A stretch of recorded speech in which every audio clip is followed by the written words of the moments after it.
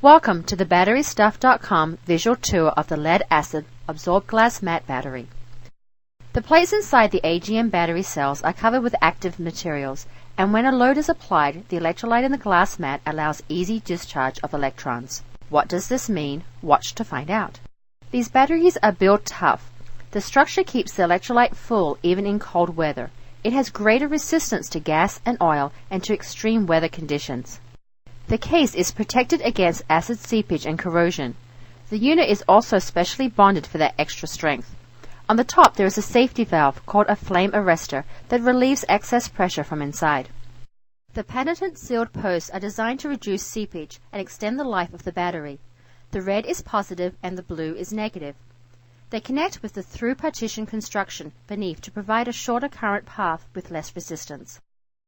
There are 6 sealed cells, each holding 6 or 8 positive and negative plates. They are overlapping and covered with a special grid design that withstands severe vibrations and assures maximum connectivity. The positive plate is made of lead dioxide. Between plates is a microporous fiberglass separator. The negative plate is made of lead. They are all held firmly together by the protective grid plate. The solution inside the cell is made up of 65% sulfuric acid and 35% water. This solution is the electrolyte, which causes a chemical reaction that produces electrons. It's not flooded, but absorbed by the AGM material on the plates, like a sponge. The battery does not store electricity. It stores the chemical energy necessary to produce electricity. When you apply the load, it causes the electrolyte to react on a chemical level with the lead and lead dioxide plates. The charge travels from negative to positive. Each cell has 6 to 8 plates that are separated by a microporous separator that has absorbed the electrolyte. The absorbed separator prevents the chemical reaction from occurring until activated electronically. The sulfate ions are negatively charged, and the hydrogen ions have a positive charge. The sulfate ions move to the negative plates and give up a negative charge. The oxygen in the lead dioxide reacts with the hydrogen ions to form water. As discharge continues, electrons leave and make the solution more positive. The electrolyte slowly becomes more and more diluted with water. The remaining sulfate combines with the active material on the plates to form lead sulfate.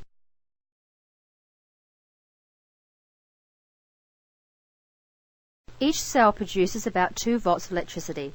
The current runs from panel to panel, then cell to cell. With the 6 cells combined, you have a total nominal voltage of 12 volts. When the voltage eventually drops off, there's no more acid left in the solution to react with the plates. The electrolyte becomes mostly water and the plates are covered with an insulating layer of lead sulfate. Charging is now required. Remember, you must put back the energy you use immediately. If you don't, the sulfation will harden and that will affect performance and longevity. Charges will reverse the current flow at a higher voltage than the battery.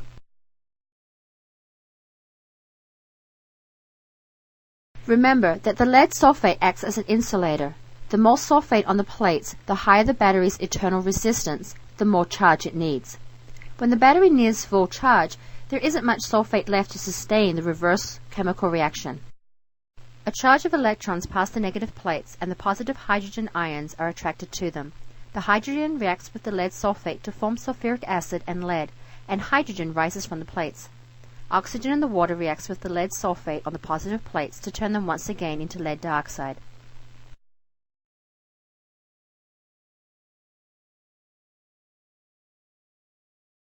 The level of charge that can be applied without overheating the battery is known as the battery's natural absorption rate.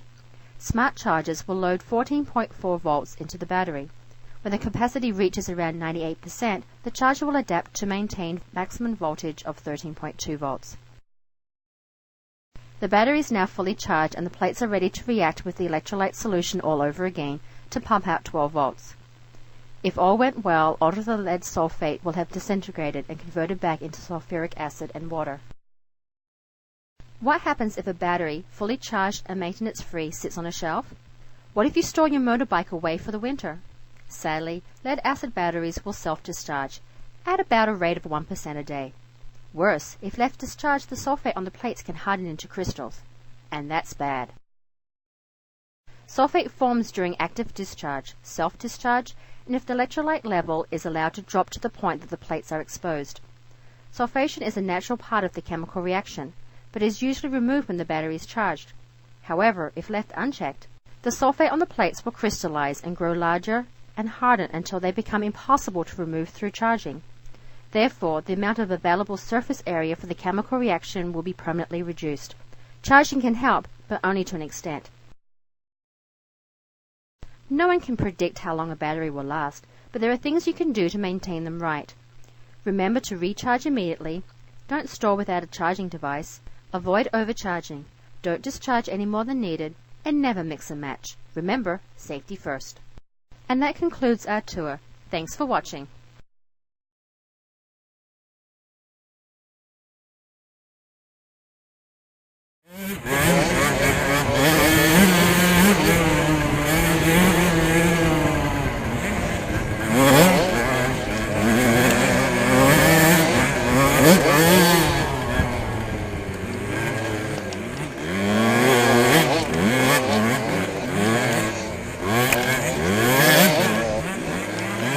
Yeah.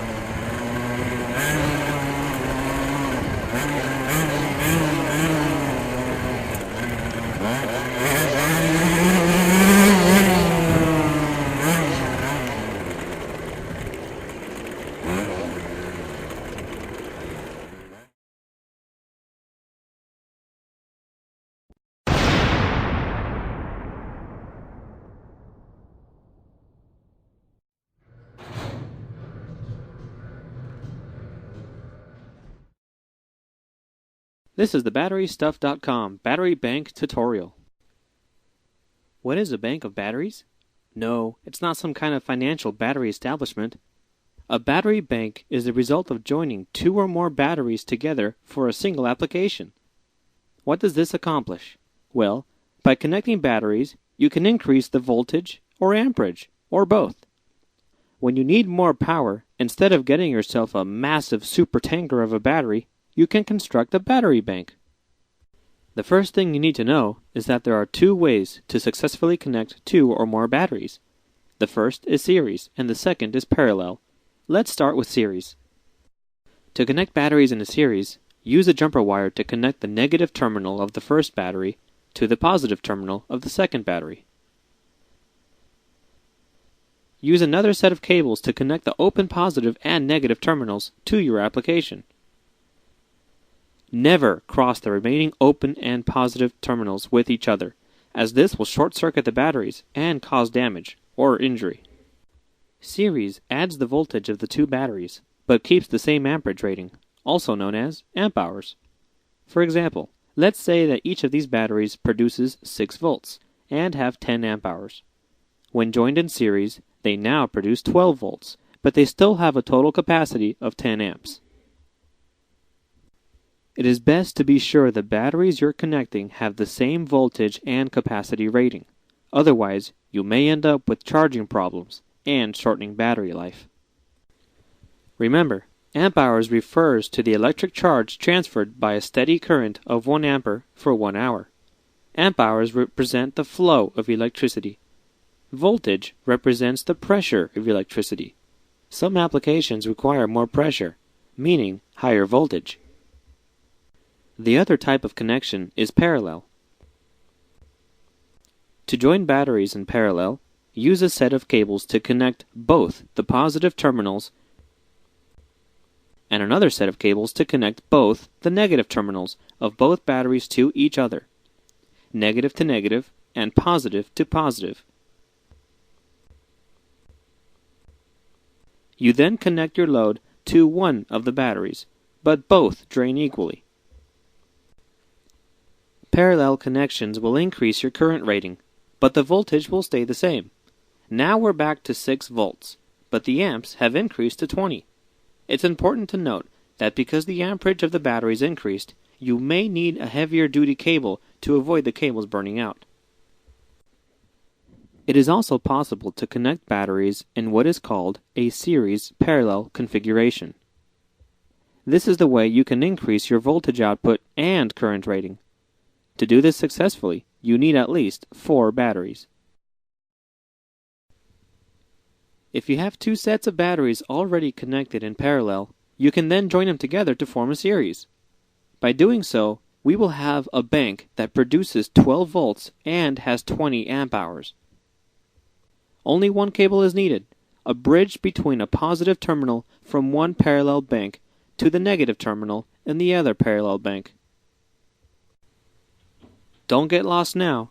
Remember, electricity flows through a parallel connection just the same as it does in a single battery. It can't tell the difference. Therefore, you can connect 2 parallel connections in a series as you would 2 batteries.